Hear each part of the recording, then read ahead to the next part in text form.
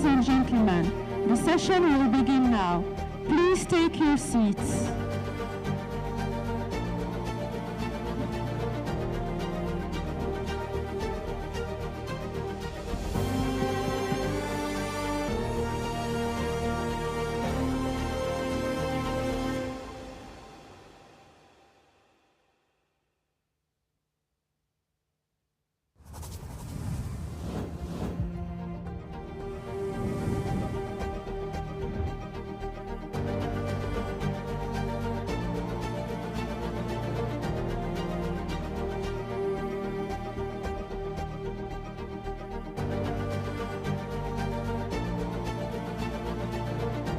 Ladies and gentlemen, the session will begin now. Please take your seats.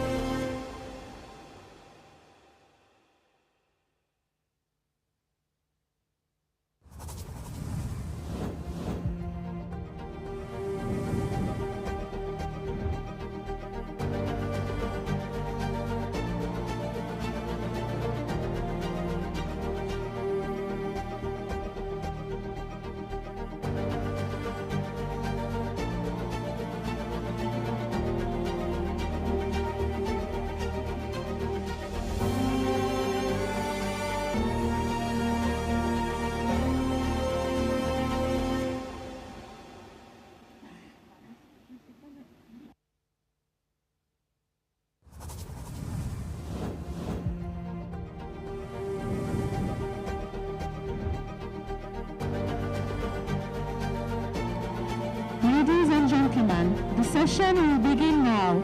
Please take your seats.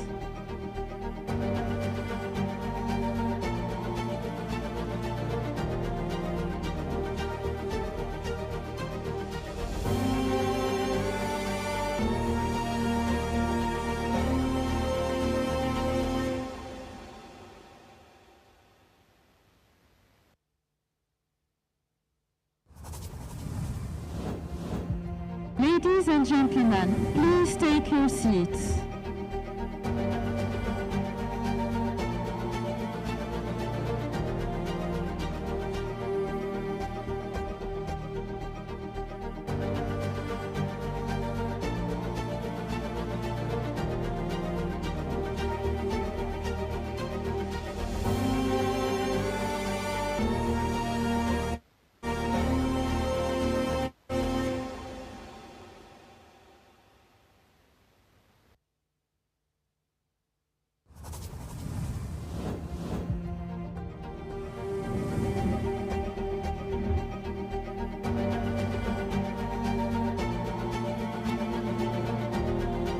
Ladies and gentlemen, the session will begin now.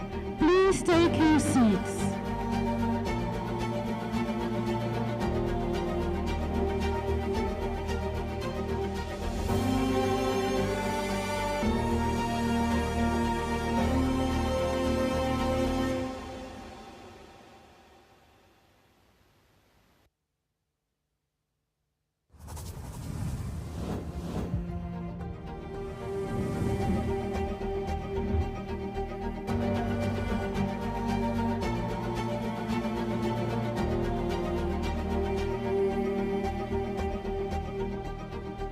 Ladies and gentlemen, the session will begin now.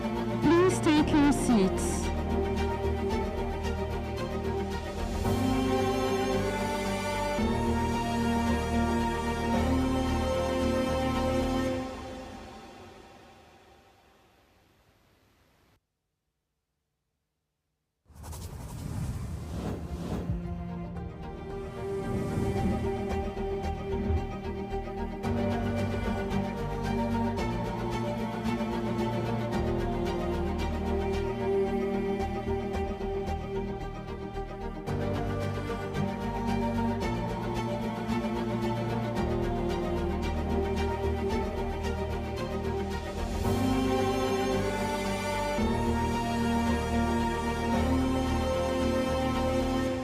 Ladies and gentlemen, the session will begin now. Please take your seats.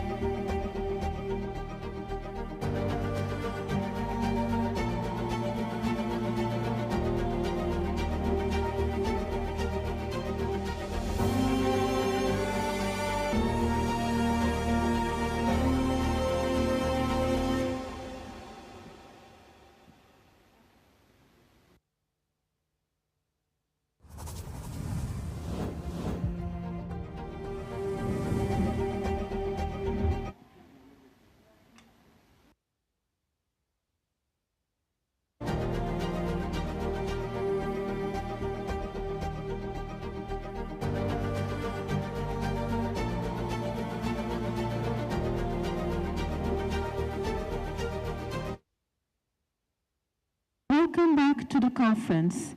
The keynote address about the role of Morocco in Africa's development will now begin. Please join me in welcoming on stage the moderators of this keynote. Karim Aynaoui, Executive President of the Policy Center for the New South.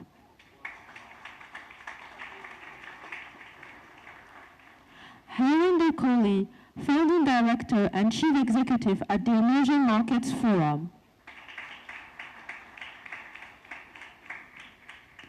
And now, join me in welcoming Ryad Mezzour, Minister of Industry and Trade of Morocco.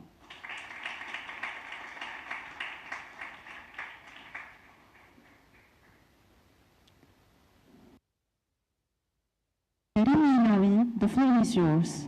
So I'll take it with me. Monsieur le Ministre, Mr. Minister, Mezzour, many thanks for being with us. It's a pleasure. You have a long-standing experience in the private sector. Then you join public policy, government affairs with the experience in the Council of Economic, Social and Environment.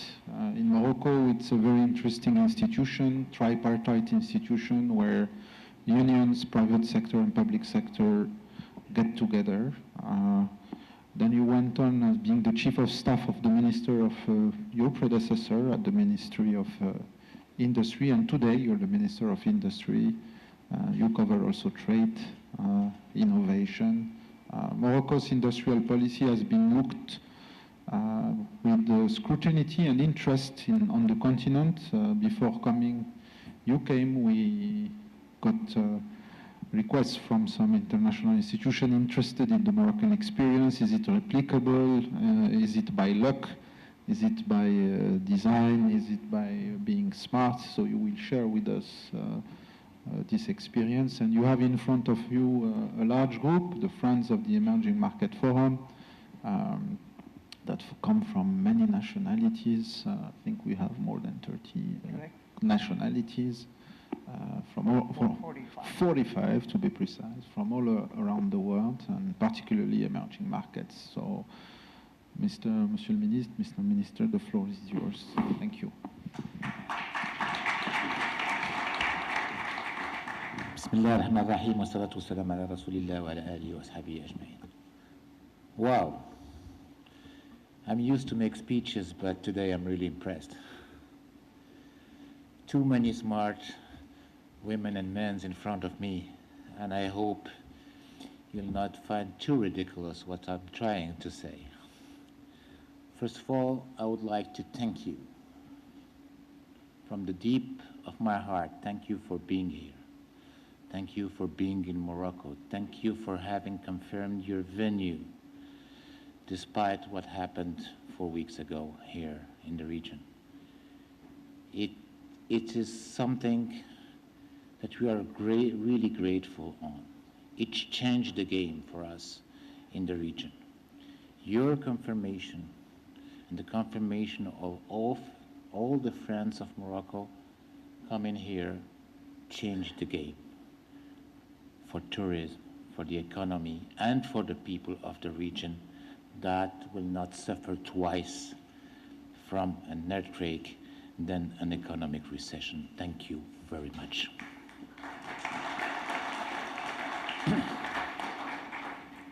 Second, well, is it by luck? You need luck. You need luck in life. You need luck, and we have luck. We feel lucky, and we are proud to be lucky. It's a hard work. It's a strategy. It's a vision, but it needs luck, for sure. Nobody can succeed without having the right people at the right moment, without seizing the right opportunities that probably come only once.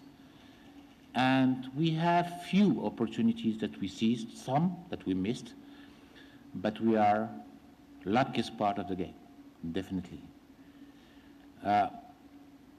But you need some fundamentals. One of the key factors that made the start of success we're having in the manufacturing sector is a long-term vision. And a long-term vision taken by His Majesty more than 20 years ago, defining what Morocco will be 20 years after that, with sacrifices, big sacrifices, Schumpeterism, big risks. It started with believing in globalization, free trade agreements, more than 53 free trade agreements with more than 100 countries, which destroyed a big part of our old manufacturing sector. This was the risk to take, and it happened. Second, huge investment in infrastructure. I think people that knew Morocco 20 years ago and that see how it transformed in the 20 years can notice how big the sacrifices were in terms of investment. I mean, coming and saying to a country that needs more education, that needs more health, that we need to build a $2 billion port, wow, difficult. That you need to build 1,800 kilometer highway, difficult to make it acceptable. We have people that are hungry, we have people that need health, we have people that need school, but we have also people that need jobs. So this was made, huge sacrifice, 30% of our GDP invested every year, mainly invested by the government or governmental agencies to build a world-class infrastructure. And it's not by luck this time that the first port in the Mediterranean Sea, and in the Mediterranean Sea we have Turkey, we have Italy, we have Greece, we have Egypt, we have France, we have Spain, and the first port in the Mediterranean Sea is Moroccan, and is brand new. The first port in Africa is Moroccan. The fourth more performing port in the world is Moroccan. And this is not by luck. And this was a decision. We didn't need this port for import and export. But we need to reduce our logistics cost. And to reduce our logistics cost, we needed to be in the crossroads of the maritime traffic. We needed to have a stop. And we built this stop, not for the actual economy, but for the future economy. It was an investment. Transborder, we made it for transborder. And making it for transborder, it reduced our transaction cost, our logistic cost, so that we could build behind it our industry, our exporting industry. But that needed the free trade agreements. Third, so first, opening markets, even by paying in destroying your industry, Schumpeterism. Second, infrastructure, heavy investment. 25 years of heavy investment every year. 30%, around 30% of our GDP. I'm not an economist, but it's something. The figures are 27, 32, depending on the year. You will tell us if it's true. Third, knowing how weak we are. We knew that we had corruption. We knew that we were attracting new capabilities that we didn't have. Our talents were not prepared for this manufacturing. We knew that. So what did we do for corruption? We started to think about the policy globally. Let's transform the land. Let's increase our doing business ranking. Well, we were increasing it and they canceled it at the World Bank. But it will take time. It will take generations to do so. So what's the solution to make the transformation in the meantime? Let's build islands of perfect doing business. And this was this dedicated industrial zones. In these dedicated industrial zones, no bureaucracy. No one coming to you and telling you, I need this to bring you a decision from a decision maker that can give you your rights? Nobody. It was perfect. And it was supposed to be perfect. So bridging the gap in terms of corruption, but bridging the gap too in terms of infrastructure. Because we focused our energy that we have to deliver the energy needed by the industry. We focused our logistics, we focused our water, and we focused the preparation of talents to these people. So how did we do that for the talents? We worked on each project. We worked with each investor, telling them, okay, you decided to put a plant in Morocco. Wow, what do you need? You need this competency, this competency. Let's select the people you need together. Let's train them together. Teach me how to train them, or I pay you to train them, so that when your plant is ready, the workers are ready for you. And we are monitoring this ability to deliver.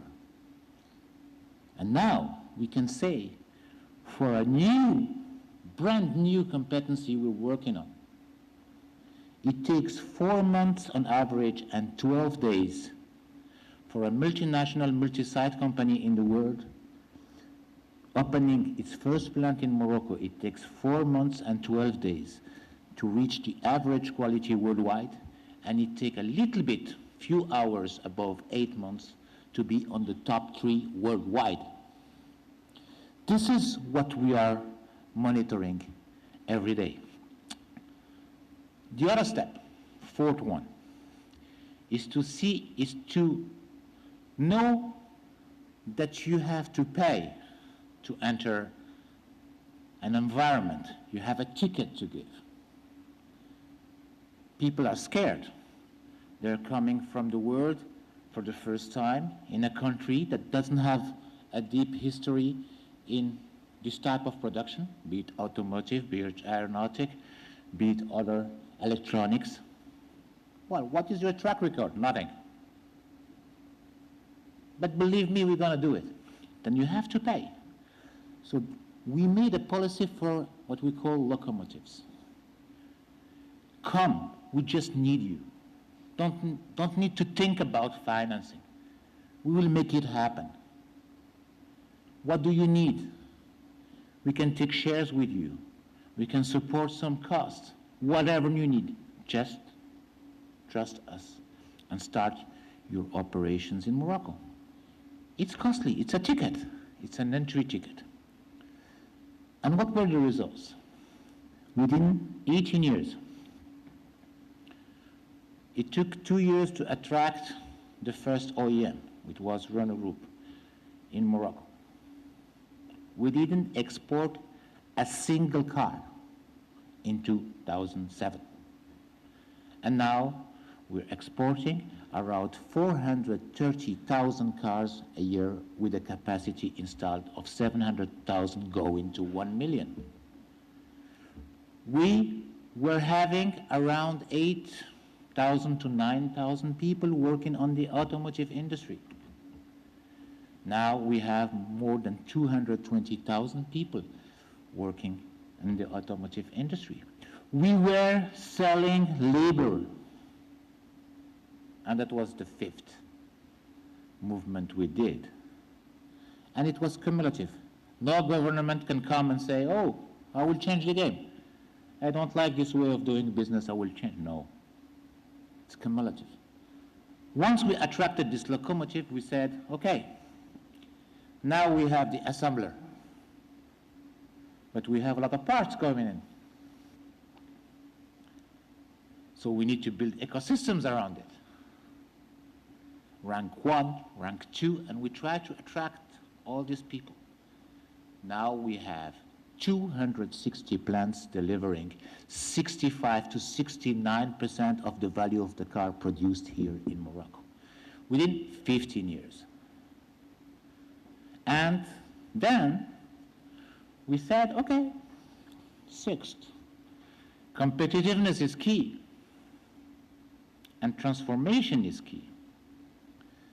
Competitiveness means we need to be on top of quality. We talked about that.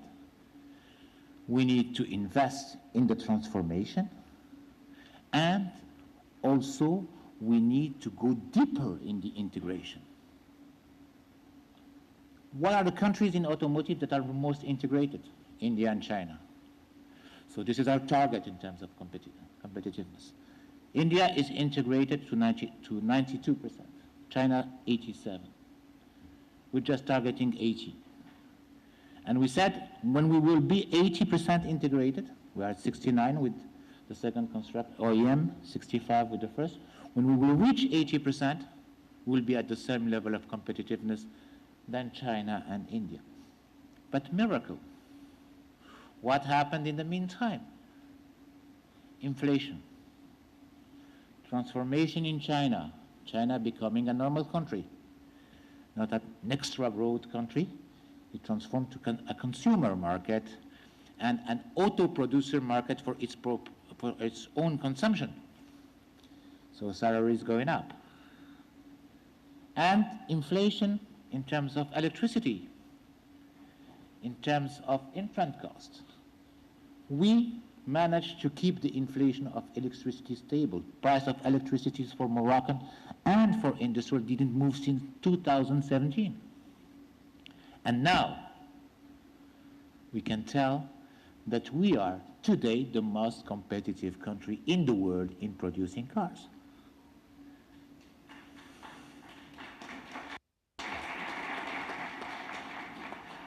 And we will be more competitive because we have the sixth challenge: sustainability, electromobility, which is a transformation.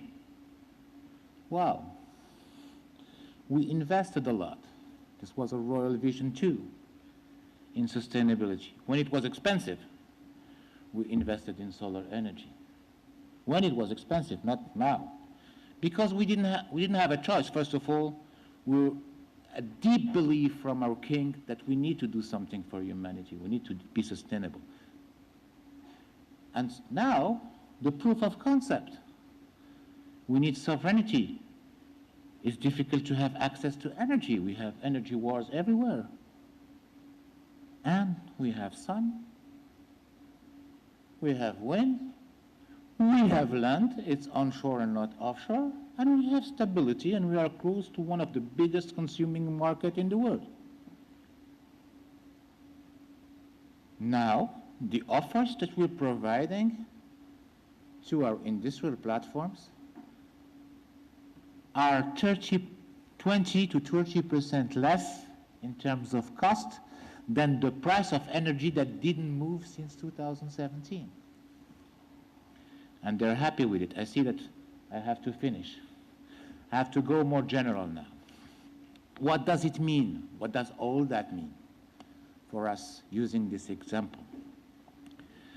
You talk, I think, these last days about polycrisis, humanity crisis, wars, sustainability crisis, food security crisis, energy crisis, geopolitical crisis.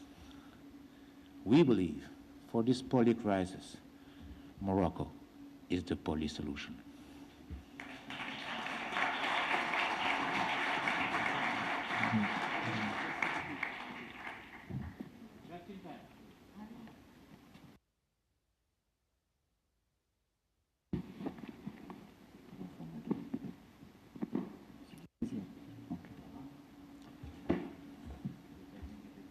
Thank you very much, Mr. Minister. That was wonderful. The vision you formulated 20 years ago and how you executed it. I wish there were more countries who did that. And the way you presented it was very inspirational. So please allow me to make two comments. In addition to thanking you, but I want to say something that I said at the beginning of the forum. On behalf of all of our participants, on behalf of the forum, I'd like to express our admiration, our support, our solidarity to Morocco, to Moroccan people, to your authorities for the way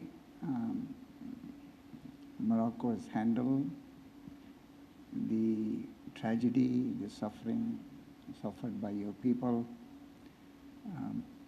from the natural disaster area, just 70 kilometers from here, just a month ago, as you mentioned. And yet, you were able to not only support those families, but reconstruct this city and organize not only our meeting, the Policy Center, it's this beautiful venue, but the meeting, much bigger meeting, which is hosting some 15,000 people to bring the World Bank IMF meetings here. Thank you very much. And thank you for coming to address us. I know you have a very, very busy agenda. And I also want to thank, I'll do that again, Karim and his colleagues for hosting our forum. Thank you very much. So, that's right. So may I invite others who are going to join us here. Mr. Minister, you kindly agreed to stay to listen to our next panel, and they will speak for about 1 minute each to give you a very, very brief summary of what happened in the last 2.5 days. It's almost an impossible task, but they're very senior people. There are 3 of our co-chairs who are present here, as well as some of the chairs of our panels. So would God's voice invite them here, or am I supposed to do it? Sylvie. We will now conclude our global meetings with closing remarks, which will be moderated by Harinder Kohli. Joining Harinder Kohli, Karim Aynaoui, and Ryad Mezzour, please welcome on stage the remaining speakers. Hiroshi Watanabe, President of the Institute for International Monetary Affairs.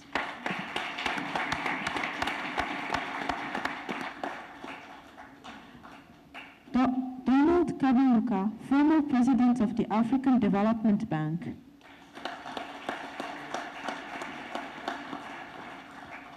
Nobumitsu Hayashi, Governor of the Japan Bank for International Cooperation.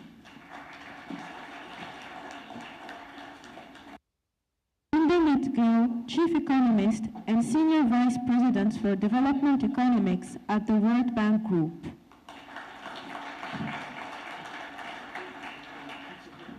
Enrique Garcia, former President and CEO at the Development Bank of Latin America. Suma Chakrabarti, Chair of ODI Board.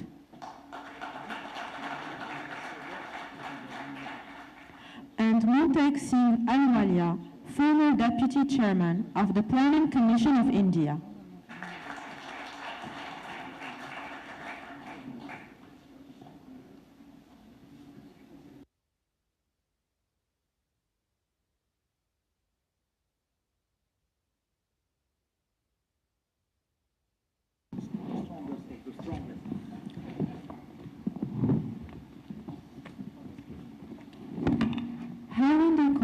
The floor is yours. Thank you very much. So, as I mentioned, since the minister has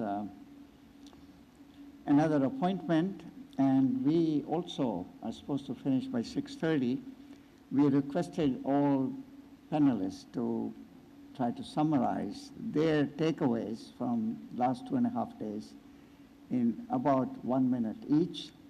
They're very, very senior. They are used to moderating or controlling others' time, so I'm sure they will stick to this short time deadline. Maybe I request our co-chairs to go first. Watanabe-san. Well, thank you, Harinder. And also yesterday morning, I have listed many bad things we have to face in the coming days on that. But I'm so much confident we can have the big power to go on to that. So many people get together in Marrakesh and we discuss a very wide of the range of the issues to that. And of course, some people is a little bit pessimistic to that. But to see we have the good, the future and the good hope to that. So I think the real discussion and making good schedule to go on, that is quite important. I think that is the mission of this forum to that. Thank you.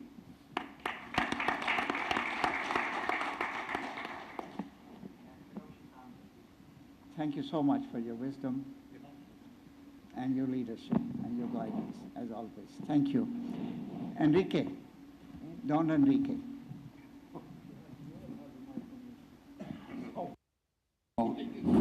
Thank you very much, Harinder. First of all, Mr. Minister, it's a great honor and pleasure to be here. And we admire your country, resilience, commitment, and to have this wonderful meeting and the quality of everything, nice people, everybody is okay, except Harinder, who is a tough one, no? But thank you very much. And really, I will say this has been a great event. We have analyzed, I think, and thanks to you, to the panelists, all the relevant issues of the new era, the issues and the challenges. And of course, we have discussed the common issues in the world, and more specifically, we have put a lot of emphasis on Africa, which is very important because we're here. But now, what's our challenge? And our challenge is that the next year, when we have a similar meeting, we go to what I said in my first speech. The devil is in the details. So we have to try to have solutions in the multilateral institutions, in the issues, important issues, strengthen institutions, a critical point in cooperation. And that's very important. So again, thank you very much. It has been an honor, and congratulations to all of you for participating in this very important event. Thank you.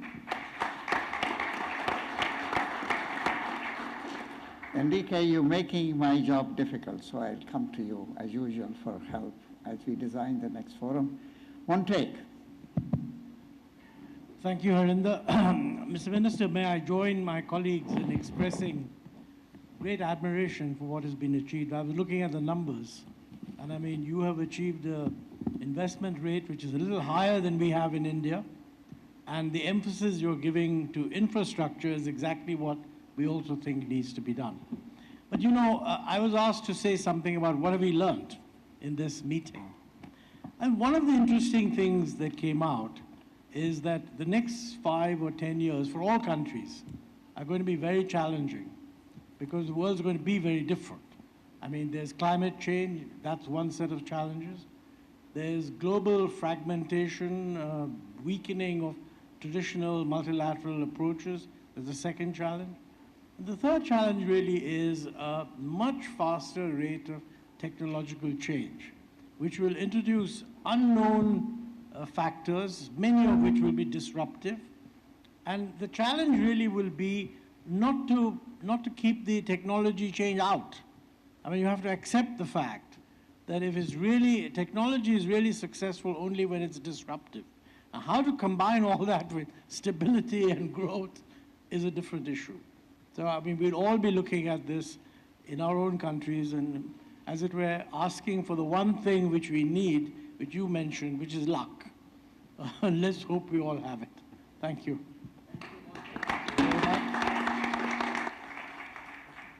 Donald, please. Thank you. Minister, this is the second time the World Bank and IMF are holding the annual meeting in Africa. I think the last time was in Nairobi. That's correct. In 1973. So we're very proud that the two institutions honored our continent to meet here.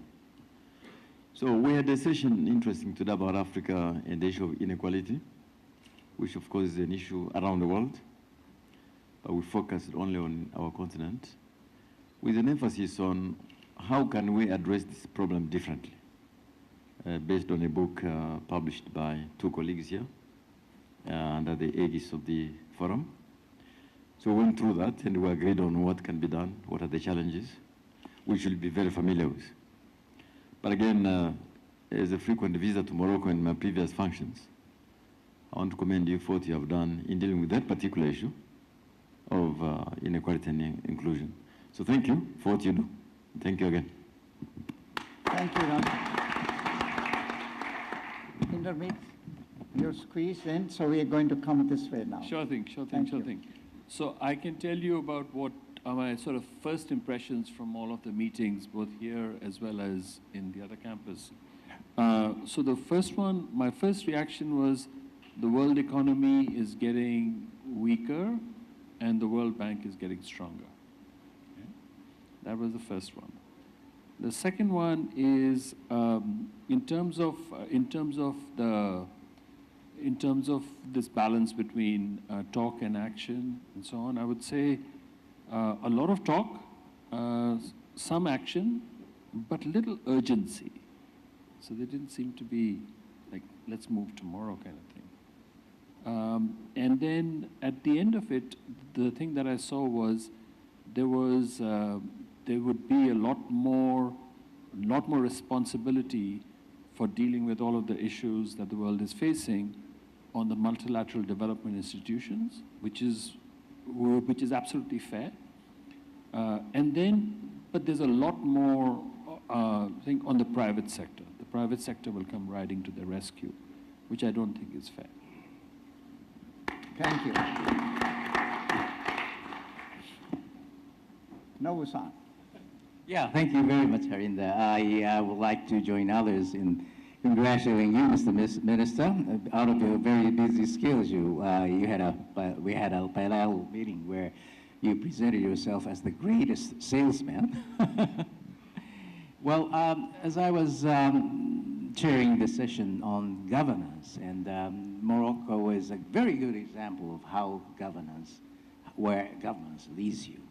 And I also want to stress the importance of the private business, not only as I finance private business out of Japan, but also because business can solve many, many issues around us, many issues Hiroshi-san was suggesting,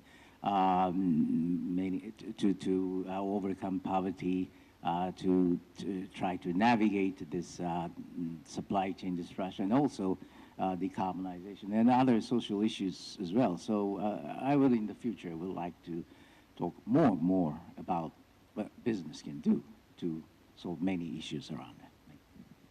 Very much.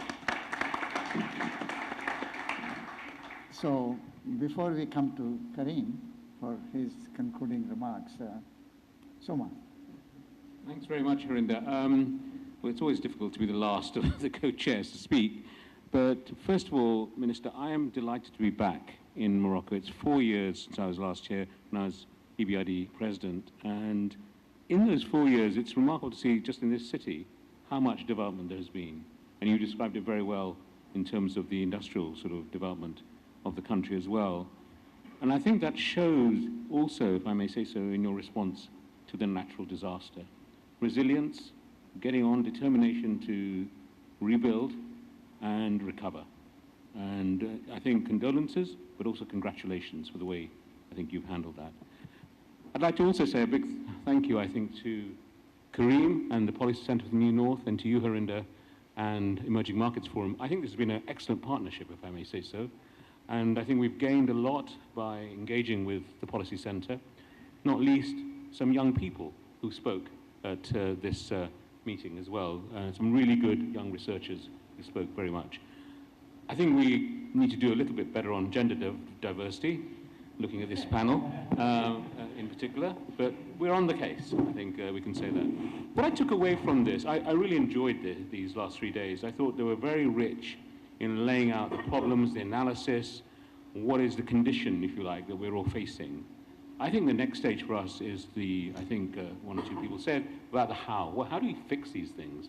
So solutions, whether it's MDB reform to move from, as Indermit says, we've been rather good at saying what needs to be done, but then doing it, actually designing the operational products, the way we engage the private sector, all of that to come. I think the whole question of what is the active state that people talk about, is it really true? And what is the state? What should a new state policy look like as such? Would be another inequality, I think, as well. What are the right tools to deal with the problems of inequality, of governance, and so on? So I would certainly like to see in the future forum a real focus on the how going forward. But as I say, I leave here intellectually totally refreshed, as always. Thank you very much.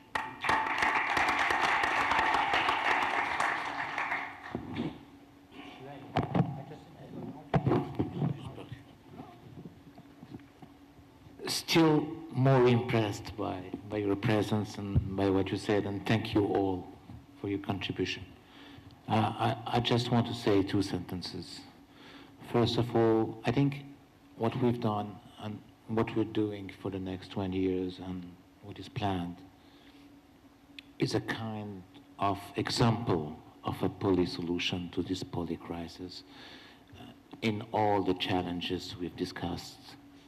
Second, yeah, uncertainty is bigger than ever today in all areas. But, well, we need to be lucky, you're right, but to be lucky, you need to feel lucky first and to work hard. Thank you.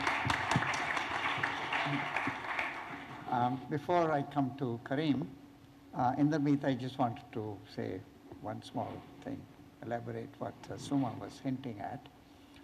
The issue of the role of the state came up. And I took the liberty of sharing with them, with my lunch conversation with you, that I was urging you to consider revisiting the Washington consensus. And when we have our next lunch in Washington, I'm going to twist your arm again, because I think that should be the next step under your leadership.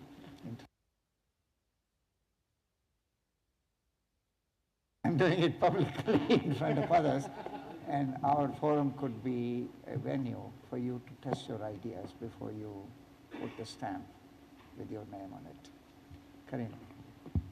Thank you, dear Harinder. Thanks to all of you. But before thanking you more formally, I have two points. The first one is that together, what I take from this and listening to our minister is that collectively we can find out solutions. And the ingredients are here, a combination of analytical type of work, experience, experimentation, real action on the ground with ministers like our minister Mezzour, following very precise indicators of how long it takes for a company to do certain things. So I think as economists we tend to be a little bit on a higher sort of way of looking at things. I think it is important, but it needs to be combined with this. So, and reflecting on what Endermit was saying, and the lack of involvement and sort of thinking where the private sector comes in the reform of this multilateral institution to leverage financing, etc. The response might lie in between these, with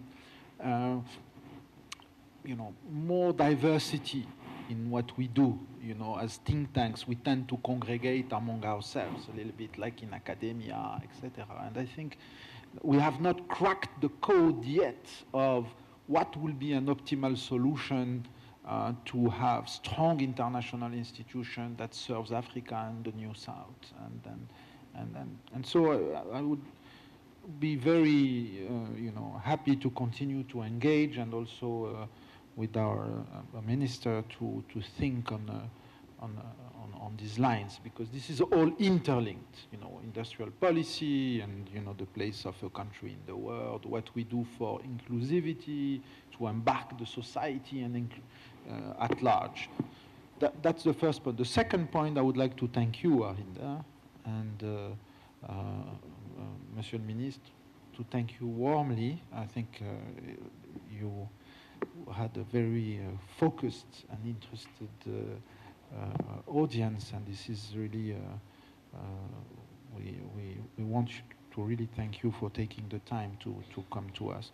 I would like to thank you, participants, friends, for being here. It was a pleasure. We learned a lot. This is how we learn, by listening to each other, and listening to each other from various geographies, views of the world, cultures. It plays out in public policy as well. Nothing is replicable. And I would like to thank our teams. So if our teams can raise...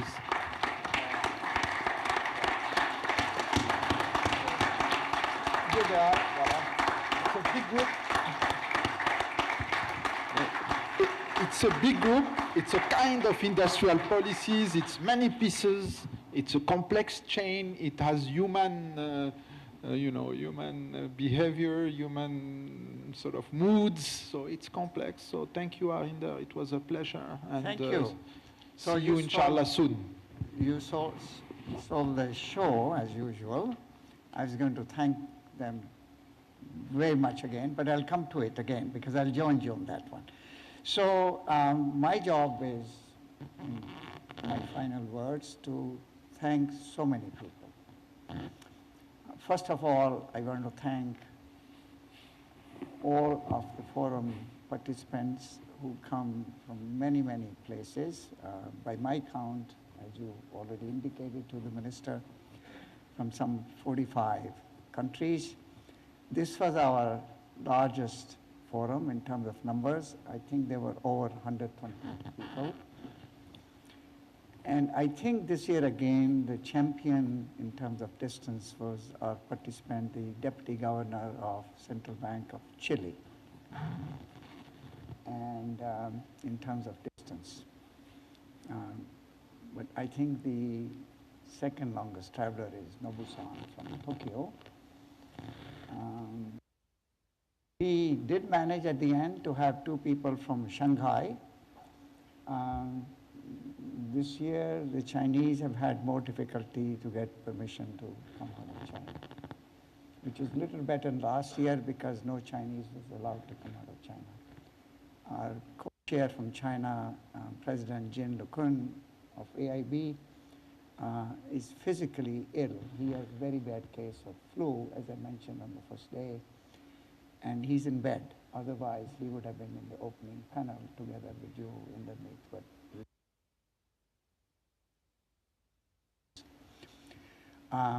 so thank you, all of you, for coming. You are the forum, and that's the reason we exist. The second group, which I really must thank, because without that, our sessions will not be good at all. And that is what makes our forum, Emerging Markets Forum, unique, are the authors of the background papers, which are all on our website. So thank you very much. It takes a lot of effort. You put your heart and soul into it. And as people may not know, all of them, we do not pay anybody to write those papers. And so thank you for writing those papers. They are all online, except for the book that Rajat and I wrote, which is, of course, available on Amazon. Sincerely, thank you very much for that. And of course, thanks to all of our chairs of sessions. It takes a lot of time and effort and discipline in chairing the sessions, and putting discipline on panel members to stay on time, because it's an impossible job. People want to speak, they do their homework and reading the papers, and yet we say no more than 6 to 8 minutes. And of course, panel members. thank you for preparing and reading the papers and then staying on discipline of 6 to 8 minutes. But then, you know, we do want to hear from participants to ask questions and debate the issues, so thank you. And of course, Karim, thank you for hosting us. It was a wonderful experience, you know, having this facility. And your team was wonderful. I lost count. I thought there were only 20 people helping us, but I think there were many more. I think 40 people, and they are wonderful. They're really great. And our team, of course, is led by Sylvie.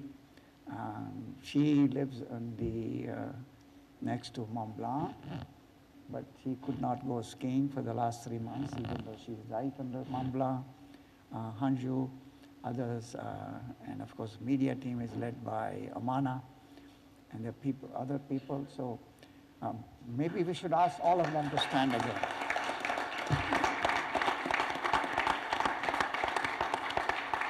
And like you have a core sponsor in OCP, I want to thank OCP for supporting you. We have our own sponsors, and without their support, and they are all listed in our program, without their support, of course, we couldn't do this forum. So thank you to our sponsors also. So again, I think there's coffee outside. So thank you very much.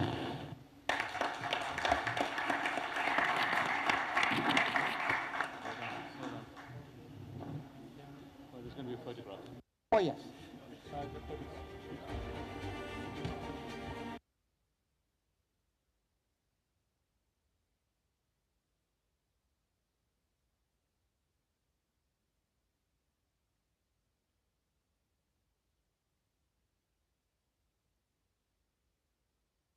Markets Forum. Thank you for joining us for this edition of the Global Meetings under the theme of improving governance to tackle climate change, inequality, and global fragmentation. On your way out of the auditorium, the exit will be on your left near the registration desk.